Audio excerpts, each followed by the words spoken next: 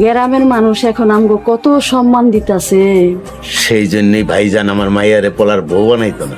অহংকার অহংকার বাইরে গেছে। তুমি তো ভাইজানার লগে কথা কও না। আমার মরি, আমি সোরার লগে বিয়া দিতে চাই। যৌতুক যা যা লাগে সব আমি দিয়ে দিব, যে কোনো মূল্যে হোক। ওই জাপানি জামাই আমাকে লাগবেই। চেয়ারম্যানের লগে তো পাকা কথা কইয়া ফেলাইছে। চেয়ারম্যান ধনী মানুষ, নিজের জায়গা জমি লেখা দিব, তারপরও দেখি কি করা যায়। আমি কিছু জানি না, যেমনি হোক আমার মাইয়াই সোরার বউ হইব। তুমি একটা ব্যবস্থা করে দাও না মা। আমার স্বপ্নটা ভাঙ্গা দিও না নানি। পাইছো? সারাটা বাড়ি দিয়ে তন্ন তন্ন করে খুঁজাইলাম, পাইলাম না তো। কি কও দাদি, তুমি ঠিক মতো খুঁজছো? তুমি তো সব আবার ভুলা যাও।